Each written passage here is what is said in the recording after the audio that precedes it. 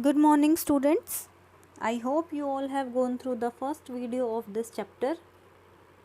In that video, we have discussed about the procedure of appointment of a secretary, persons disqualified from being appointed as a company secretary, and the removal of secretary. Okay. Now today we will start next topic of this chapter, that is position of a company secretary. So what is the position? There are two aspects of position of a company secretary. One is the legal aspect and the other is the actual aspect. Legal aspect means कि हम law के point of view से पढ़ेंगे कि जो company का secretary है उसकी क्या पोजीशन होती है कंपनी में, ठीक है। And actual aspect means actual point of view से पढ़ेंगे कि एक्चुअल पोजीशन क्या होती है कंपनी में, ठीक है।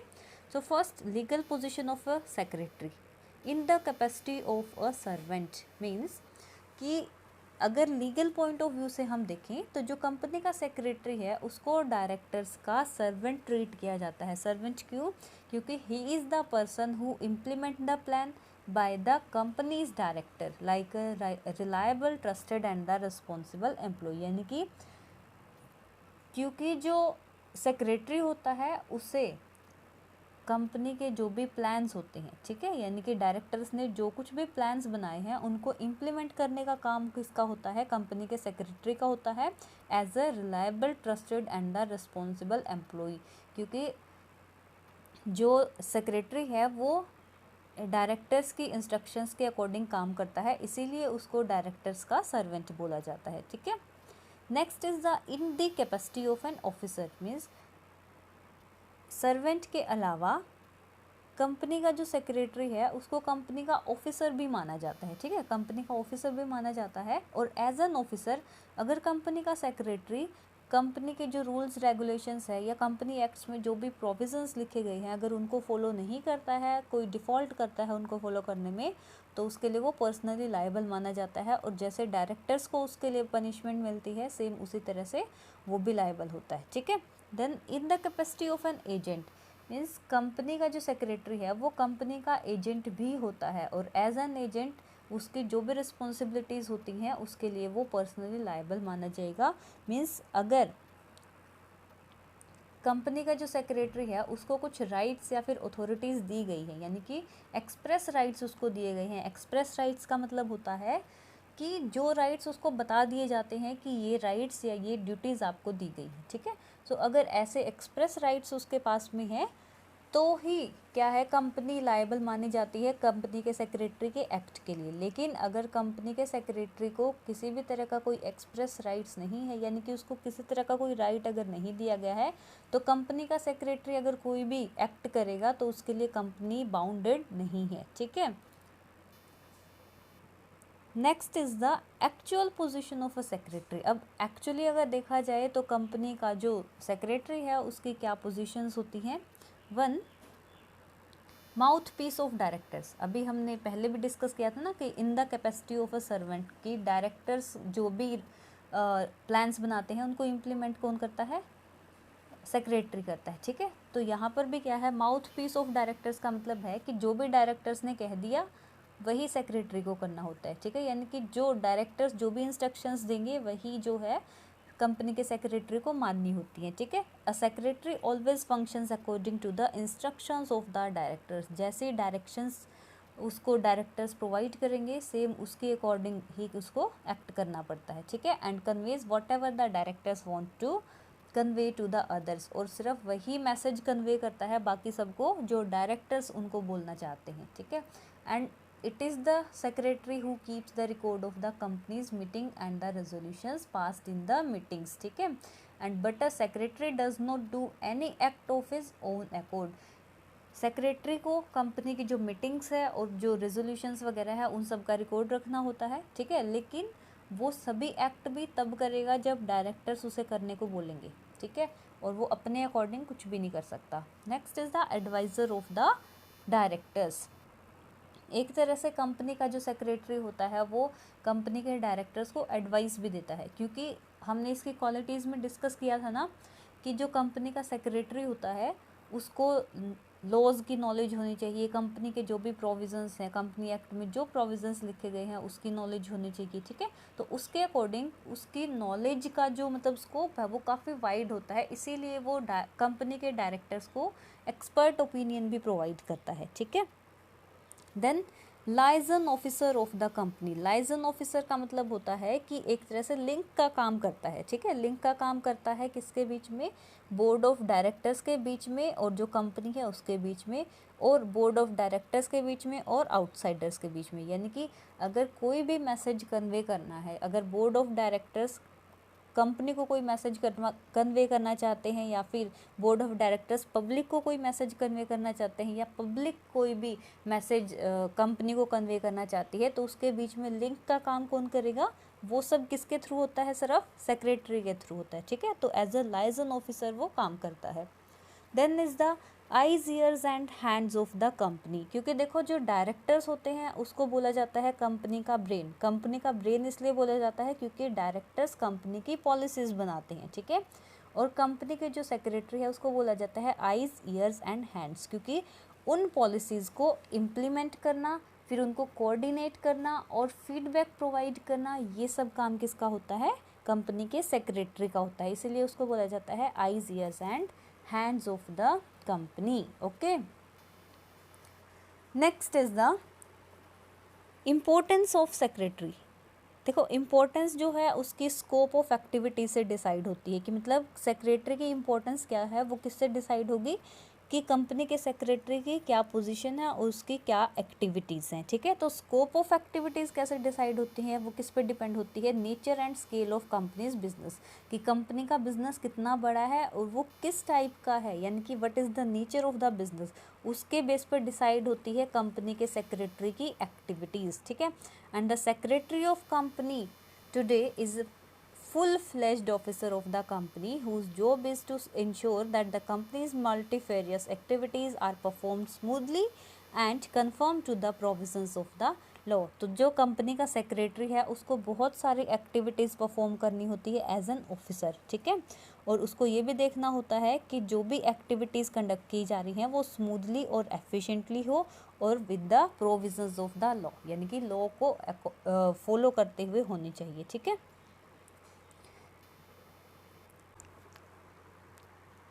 Functions of the company secretary, company का जो सेक्रेटरी होता है उसके फंक्शंस को टू कैटेगरीज में क्लासिफाई किया जाता है। One is the secretarial function and the other is managerial functions. Secretarial functions जो होते हैं उसको फर्दर हम टू पार्ट्स में क्लासिफाई करते हैं। One is pre incorporation and the other is post incorporation. Pre incorporation वो होते हैं जो कंपनी के इनकॉर्पोरेशन में आने से पहले के काम हैं, लाइक कंपनी के मेमोरेंडम ऑफ एसोसिएशन प्रिपेयर करना, आर्टिकल्स ऑफ एसोसिएशन प्रिपेयर करना, प्रोस्पेक्टस प्रिपेयर करना और बाकी जो अदर रेलेवेंट डॉक्यूमेंट्स है वो रजिस्ट्रार को फाइल करना, ठीक है। ये सारे काम होते हैं। And post incorporation secretarial function कौन से होंगे, जो कंपनी के इनकॉर्पोरेशन में आने के बाद के काम है, ठीक है। लाइक मीटिंग्स को ऑर्गेनाइज करना है या रिपोर्ट्स भेजनी है या फिर डायरेक्टर्स को पॉलिसीज़ बनाने में हेल्प करनी है, तो वो सारी, तो उसे कहते हैं post incorporation secretarial functions. Then managerial functions, managerial functions में सबसे पहले है प्लानिंग फंक्शंस। कंपनी का जो सेक्रेटरी है उसको लॉज की बहुत ज़्यादा नॉलेज होती है, ठीक है, और उसका एक्सपीरियंस भी काफ़ी होता है, तो इसलिए वो क्या करता है, कंपनी के डायरेक्टर्स को हेल्प करता है उनको बिजनेस प्लान्स और पॉलिसीज़ बनाने में, ठीक है। नेक्स्ट इज़ एडमिनिस्ट्रेटिव फंक्शंस, यानी कि कंपनी का जो सेक्रेटरी है वो क्या करता है, सारे जो एडमिनिस्ट्रेटिव वर्क्स होते हैं और जो लीगल वर्क्स होते हैं वो सब परफॉर्म करता है, ठीक है। और इसके अलावा कंपनी के जो भी स्टाफ है उसको ड्यूटीज़ असाइन करनी है या फिर उनके बीच में काम को डिवाइड करना है, या फिर कंपनी का जो ओवरऑल एडमिनिस्ट्रेटिव सेटअप है उसकी प्लानिंग करनी है, या उसके अंडर जो भी काम कर रहे हैं स्टाफ उनको इंस्ट्रक्शन प्रोवाइड करनी या उनके बीच कोऑर्डिनेशन मेंटेन करके रखना है, तो ये सब भी काम किसके होते हैं, कंपनी के सेक्रेटरी के होते हैं, ठीक है। Then is the advisory function. Advisory function का मतलब होता है जहाँ पे वो कंपनी के डायरेक्टर्स को एडवाइस देने का काम करता है, ठीक है।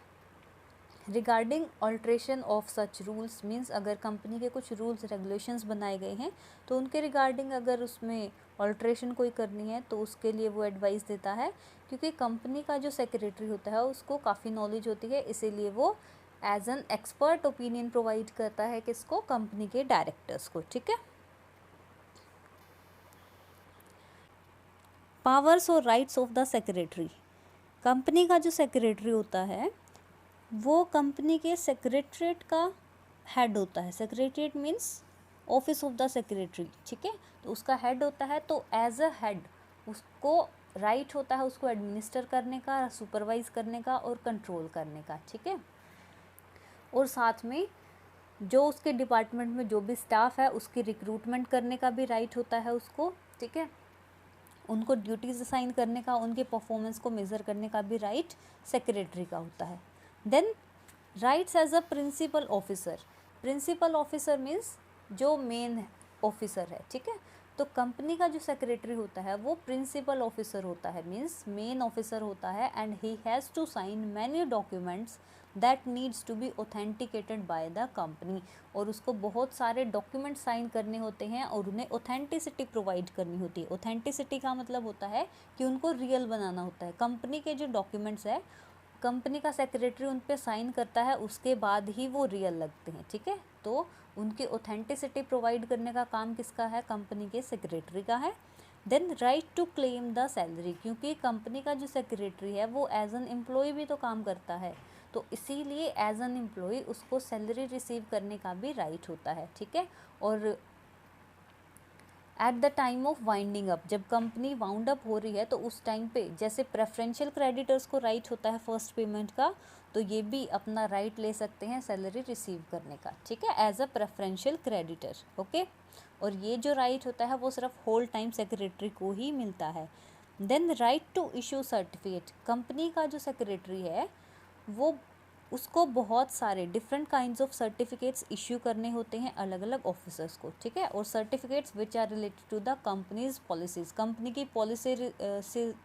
पॉलिसीज़ से रिलेटेड जो भी सर्टिफिकेट्स होते हैं वो भी इशू करता है। और इसके अलावा लाइक शेयर सर्टिफिकेट्स हो गए या फिर नेगोशिएबल इंस्ट्रूमेंट्स वगैरह, तो ये सब भी कौन इशू करता है, कंपनी का सेक्रेटरी, ठीक है। Then right to contract on the company's behalf. Company के बिहाफ पे किसी भी कॉन्ट्रैक्ट में एंटर करने का राइट भी किसका होता है, कंपनी के सेक्रेटरी का होता है। क्योंकि अगर कंपनी ने अथॉरिटी प्रोवाइड की है कंपनी के सेक्रेटरी को, वेदर इट इज़ एक्सप्रेस्ड और इम्प्लाइड, तो एक कंपनी का सेक्रेटरी कॉन्ट्रैक्ट में एंटर कर सकता है on the behalf of the company, okay. Next is the right to correspond on company's behalf, यानी कि कंपनी के बिहाफ पे कोरस्पॉन्ड का मतलब होता है पत्र व्यवहार करना, ठीक है। तो right to correspond on company's behalf, company के बिहाफ पे कोई भी डील वगैरह साइन करनी है, कॉन्ट्रैक्ट साइन करना है, ठीक है, कोई नोटिस वगैरह भेजना है, तो ये सारे काम भी किसके होते हैं, सेक्रेटरी के होते हैं। Then right in relation to negotiable instrument, यानी कि किसी भी नेगोशिएबल इंस्ट्रूमेंट को एक्सेप्ट, ड्रॉ और एंडोर्स करने का भी राइट किसका होता है, कंपनी के सेक्रेटरी का होता है, ठीक है। अब ये जो अथॉरिटी है वो भी क्या हो सकती है, वेदर इट इज़ एक्सप्रेस्ड और इम्प्लाइड, ठीक है। एक्सप्रेस्ड का मतलब होता है जो बता दी जाती है उसको कि ये अथॉरिटीज़ और रिस्पॉन्सिबिलिटीज़ है, और इम्प्लाइड का मतलब जो बताई नहीं जाती हैं, जो एज्यूम कर ली जाती हैं, okay. Then is the right to represent the company. Company को अगर कोई मीटिंग या कोई कॉन्फ्रेंस अटेंड करनी है तो उसमें कंपनी का सेक्रेटरी ही क्या करता है, कंपनी को रिप्रेजेंट करता है, ठीक है। देन अदर राइट्स, इसके अलावा कोई और भी राइट्स हैं, लाइक कंपनी की जो मीटिंग्स है उनको ऑर्गेनाइज करना, कंपनी के शेयर्स को ट्रांसफ़र करना या पब्लिक को इनवाइट करना कंपनी के शेयर्स में इन्वेस्ट करने के लिए, तो ये सारे राइट्स भी किसके होते हैं, कंपनी के सेक्रेटरी के होते हैं, okay. Duties of the company secretary, company का जो सेक्रेटरी होता है वो प्रिंसिपल ऑफिसर होता है कंपनी का, दैट मीन्स कि मेन ऑफिसर है, तो इसीलिए उसका जो ड्यूटीज़ का स्कोप है वो काफ़ी वाइड होता है। सो इसमें सबसे पहले जो ड्यूटीज़ आती हैं वो है स्टैट्यूटरी ड्यूटी। स्टैट्यूटरी ड्यूटी का मतलब है कि जो अकॉर्डिंग टू लॉ और according to Companies Act company के सेक्रेटरी को दी गई हैं। Means as per the law company के जो सेक्रेटरी है उसको क्या कुछ ड्यूटीज़ परफॉर्म करनी होती हैं, वो सब होती हैं स्टैट्यूटरी ड्यूटीज़। ठीक है, so first one is the under the Companies Act. Companies Act के अकॉर्डिंग अगर कंपनी का जो सेक्रेटरी है, means according to Indian Companies Act, अगर कंपनी का सेक्रेटरी कोई भी डिफ़ॉल्ट करता है या उसके प्रोविज़न्स को फॉलो नहीं करता है तो उसको पनिशमेंट मिल सकती है, जेल भी हो सकती है और फाइन भी पे करना पड़ सकता है। ठीक है, तो अंडर द कंपनीज एक्ट सबसे पहले जो कंपनी इनकॉर्पोरेशन में आने से पहले के जो काम है अभी हमने डिस्कस किए थे कि एमओए प्रिपेयर करना, एओए प्रिपेयर करना और प्रोस्पेक्टस रेडी करना। ठीक है, तो ये सारे काम किसके होते हैं, कंपनी के सेक्रेटरी के होते हैं और ये आते हैं अंडर द कंपनीज एक्ट। ठीक है, मीन्स ये हैं एज पर द लॉ। इसके अलावा he must maintain the necessary registers. Company के सेक्रेटरी को नेसेसरी रजिस्टर्स और बुक्स ऑफ अकाउंट्स भी मेंटेन करके रखना पड़ता है। देन कंपनी का जो सेक्रेटरी है उसको रजिस्ट्रार को बहुत सारे नेसेसरी डॉक्यूमेंट्स भी फाइल करने होते हैं। इसके साथ साथ एनुअल फाइनल स्टेटमेंट्स और प्रॉफिट एंड लॉस या बैलेंस शीट्स वगैरह या जो स्पेशल रेजोल्यूशन पास किए गए हैं जनरल मीटिंग में वो सब भी रजिस्ट्रार को फाइल करने होते हैं। इसके अलावा कंपनी के जो डायरेक्टर्स हैं उनकी अगर मीटिंग बुलानी है तो उसका भी जो राइट है, जो ड्यूटी है वो किसकी बनती है, कंपनी के सेक्रेटरी की बनती है। ठीक है, उसको मीटिंग को अटेंड करना और उसका रिकॉर्ड रखना। ठीक है, ये ड्यूटी भी होती है कंपनी के सेक्रेटरी की। देन कंपनी की जो मीटिंग्स होती हैं, बोर्ड ऑफ डायरेक्टर्स की जो मीटिंग्स है उसका एजेंडा प्रिपेयर करना।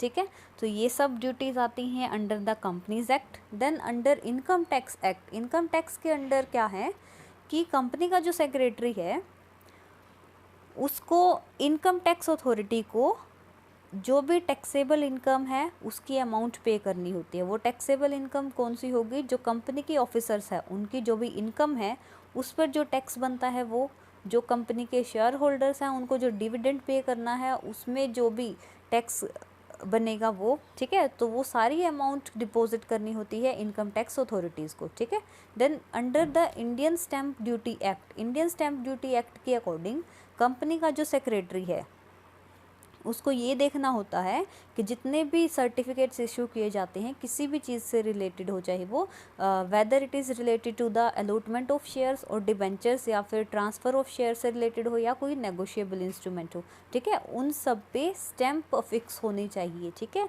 ये चीज़ उसको चेक करनी होती है। तो under the Indian stamp duty act उसको ये चेक करना होता है कि सभी जो सर्टिफिकेट्स हैं जो भी इशू किए गए हैं उन पर स्टैम्प हो। ठीक है, और अगर वो ऐसा चेक नहीं करता है, मीन्स कोई डिफ़ॉल्ट करता है, तो उसके लिए उसको फ़ाइन पे करना पड़ता है। Then next is the under state duty act. State duty act के अकॉर्डिंग कंपनी का जो सेक्रेटरी है उसको स्टेट ड्यूटी कमिश्नर को नोटिस प्रोवाइड करना होता है कंपनी के किसी भी मेंबर की डेथ का। मीन्स अगर कंपनी का कोई भी मेंबर है, अगर उसकी डेथ हो जाती है तो उसकी इन्फॉर्मेशन भी कंपनी के सेक्रेटरी को देनी होती है। किसको देगा, स्टेट ड्यूटी कमिश्नर को। ठीक है, then under the other acts, अब इसके अलावा जो भी एक्ट्स हैं जो कंपनी पर अप्लाई होते हैं, जैसे monopoly and restrictive trade practices act, industrial disputes act, state employees insurance act and the factories act, तो इन सब के रूल्स को भी उसे फॉलो करना पड़ता है और उसके अकॉर्डिंग जो भी उसकी ड्यूटी बनती है उसे परफॉर्म करनी होती है। ठीक है, duties towards the directors, company का जो सेक्रेटरी होता है वो कंपनी के डायरेक्टर का सेक्रेटरी माना जाता है। ठीक है, कंसिडर किया जाता है। तो इसीलिए कंपनी के जो डायरेक्टर हैं उसको जो भी अथॉरिटी देंगे, जो भी इंस्ट्रक्शंस देंगे उसे उसके अकॉर्डिंग काम करना होता है। ठीक है, इसके अलावा कंपनी का जो सेक्रेटरी है वो कंपनी के बोर्ड ऑफ डायरेक्टर्स को एडवाइस दे सकता है और एक्सपर्ट ओपिनियन प्रोवाइड कर सकता है। इसके अलावा उनकी मीटिंग्स को अगर ऑर्गेनाइज करना है या उसका एजेंडा फिक्स करना है या फिर कोई रेलेवेंट सजेशन देना है तो ये सारे काम भी किसके होते हैं, कंपनी के सेक्रेटरी के होते हैं। ठीक है, next is the duties towards the share holders. देखो कंपनी के जो शेयर होल्डर्स होते हैं उनको टाइम टू टाइम बहुत सारी इन्फॉर्मेशन चाहिए होती है कंपनी के अफेयर्स से रिलेटेड, ठीक है। तो इसीलिए कंपनी का जो सेक्रेटरी होता है वो कंपनी और उसके शेयर होल्डर्स के बीच में एक लिंक का काम करता है। इसीलिए कंपनी का जो सेक्रेटरी है वो कंपनी के शेयर होल्डर्स को वो सारी नेसेसरी इन्फॉर्मेशन प्रोवाइड करता है, ठीक है। नेक्स्ट है duties towards the employees. Company के जो एम्प्लॉयज़ है उसके रिगार्डिंग क्या ड्यूटी होती है कंपनी के सेक्रेटरी की। कंपनी के सेक्रेटरी की ये ड्यूटी होती है कि जो भी एम्प्लॉयज़ वहाँ पे काम कर रहे हैं उनके लिए एक हेल्दी और पीसफुल एनवायरनमेंट क्या करे, क्रिएट करे, ठीक है। और साथ में उनको सेटिस्फाइड सैलरी प्रोवाइड करे और साथ में ऐसा एनवायरनमेंट प्रोवाइड करे जिससे उनकी एफिशिएंसी भी क्या हो, इम्प्रूव हो, ठीक है। Duties towards the public. अब जो पब्लिक है उसके बीच में और कंपनी के बीच में भी एज अ लिंक का काम कौन करेगा, कंपनी का सेक्रेटरी, ठीक है। क्योंकि हमने डिस्कस किया था कि कंपनी का जो सेक्रेटरी होता है वो as a liaison officer act करता है। तो कंपनी की जो प्रोग्रेस रिपोर्ट है, ठीक है, प्रोग्रेस के बारे में या फिर उसके फ्यूचर प्लान्स के बारे में या कोई भी ऐसा मैटर है जो पब्लिक के इंटरेस्ट से रिलेटेड है, तो ये सारे इन्फॉर्मेशन भी पब्लिक तक पहुंचाने का काम किसका होता है, कंपनी के सेक्रेटरी का। और पब्लिक का रिएक्शन कंपनी के डायरेक्टर्स तक पहुंचाने का काम भी किसका है, कंपनी के सेक्रेटरी का, ठीक है। Then duties relating to organisation of the office. Company का जो सेक्रेटरीट है यानी कि ऑफिस ऑफ द सेक्रेटरी जो भी है उसको ऑर्गेनाइज करने का भी काम किसका है, कंपनी के सेक्रेटरी का है, ठीक है। कोई भी जॉब वैकेंसी है उसको एडवर्टाइज़ करना है या फिर मतलब वर्कलोड को डिस्ट्रीब्यूट करना है अमंग द एम्प्लॉयज़, उनकी एक्टिविटीज़ को कंट्रोल करना है, उनकी परफॉर्मेंस को मेज़र करना है, तो ये सारा काम भी किसका होता है, कंपनी के सेक्रेटरी का होता है। देन अदर ड्यूटीज़ मीन्स कि इसके अलावा अगर कंपनी का जो सेक्रेटरी है उसको कंपनी को रिप्रेजेंट करना पड़े कहीं पे इन द मैटर कि अगर कोई ऐसी मीटिंग है legal, economic and social aspect से रिलेटेड, अगर कोई मीटिंग अटेंड करनी है कंपनी को, तो कंपनी को रिप्रेजेंट करने का भी काम किसका है, कंपनी के सेक्रेटरी का, ठीक है। तो ये भी उसकी ड्यूटी है।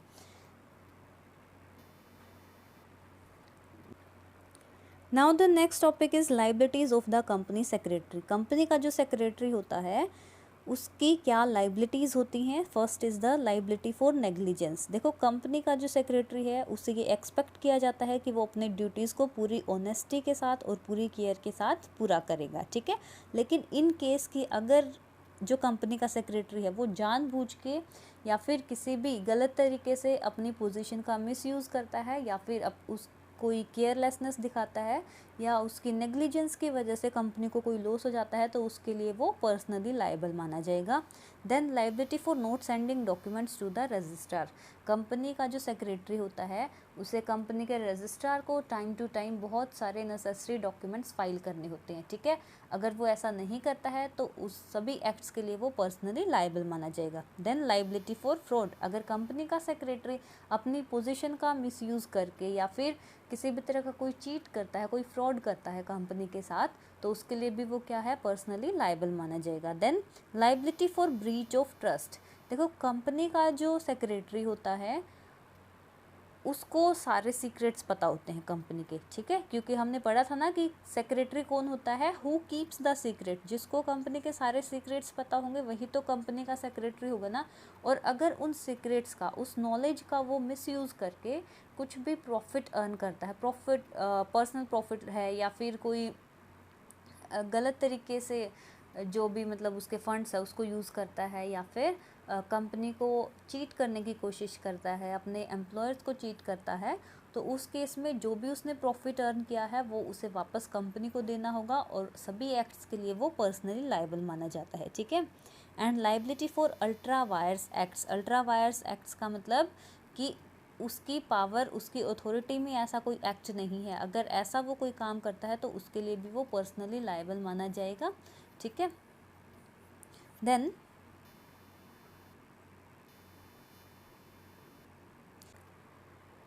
Liabilities for acts of self interest. अगर कंपनी का सेक्रेटरी अपने पर्सनल इंटरेस्ट के लिए, अपने फ़ायदे के लिए कोई एक्ट करता है या डिफ़ॉल्ट करता है, कंपनी के साथ कोई फ्रॉड करता है, तो उसके लिए वो पर्सनली लायबल माना जाएगा, ठीक है। Liability in case of registration of company in wrong name, अगर कंपनी किसी गलत नाम से रजिस्टर हो जाती है, ठीक है, या फिर कोई ऐसा नाम है जो किसी एग्जिस्टिंग कंपनी के जैसा ही है, ठीक है, तो उसे क्या करना होता है, कंपनी को अपना नाम चेंज करवाना होता है with in a specified time, ठीक है। लेकिन अगर ऐसा नहीं करवाते हैं तो जो कंपनी का सेक्रेटरी है वो लायबल माना जाएगा और 5,000 रुपये से लेके 1,00,000 रुपये तक उसको फ़ाइन पे करना पड़ सकता है, ठीक है। इसके अलावा जो कंपनीज़ एक्ट है उसके अंदर भी कुछ लाइबिलिटीज़ हैं जो कंपनी के सेक्रेटरी को परफॉर्म करनी होती है, या मतलब जिनके लिए वो पर्सनली लायबल माना जाता है। वो क्या है, लाइक अगर कंपनी का जो सेक्रेटरी है वो किसी तरह का कोई डिफ़ॉल्ट करता है in calling the annual general meeting, यानी कि अगर वो एनुअल जनरल मीटिंग टाइम पर नहीं बुला पाता है, ठीक है, कंडक्ट नहीं कर पाता है, तो उसके लिए उसको 1,00,000 रुपये तक का फ़ाइन हो सकता है। और इन केस अगर कंपनी का जो सेक्रेटरी है वो मेंबर्स का रेजोल्यूशन सर्कुलेट करने में कोई डिफ़ॉल्ट करता है तो उसके लिए उसको 25,000 रुपये तक का फ़ाइन पे करना पड़ सकता है। और अगर कंपनी का जो सेक्रेटरी है वो कंपनी की माइन्यूट्स को रखने में, ठीक है, उसका रिकॉर्ड रखने में अगर डिफ़ॉल्ट करता है कोई, तो 5,000 रुपये तक का फ़ाइन उसको पे करना पड़ सकता है। और अगर कंपनी का जो सेक्रेटरी है वो कंपनी के डायरेक्टर्स को उसके प्रॉपर एड्रेस पे अगर नोटिस सेंड नहीं करता है कंपनी की मीटिंग के रिगार्डिंग, तो उसको 25,000 रुपये तक का फ़ाइन पे करना पड़ सकता है, ठीक है। इसके अलावा रोल ऑफ कंपनी सेक्रेटरी, ये हम ऑलरेडी डिस्कस कर चुके हैं। रोल ऑफ कंपनी सेक्रेटरी में अगर हम लीगल पॉइंट ऑफ व्यू से देखें तो सेक्रेटरी क्या है, is the servant of the company, ठीक है, ये हम डिस्कस कर चुके हैं। Then secretary is deemed to be the officer of the company, ये भी हम डिस्कस कर चुके हैं। Then a secretary is merely an employee who has to function according to its instructions of the company's director, ठीक है, तो company के डायरेक्टर के अकॉर्डिंग उसको काम करना होता है। देन कंपनी का जो सेक्रेटरी है वो एज ए लाइजन ऑफिसर काम करता है, और कंपनी का जो सेक्रेटरी है वो क्या होते हैं, it's eyes, ears and hands. तो ये ऑलरेडी हम सब कुछ डिस्कस कर चुके हैं, so we will not discuss these in details again and again, okay. So this was the third chapter of the company law, and in the next video we will start our next chapter. Till then, thank you.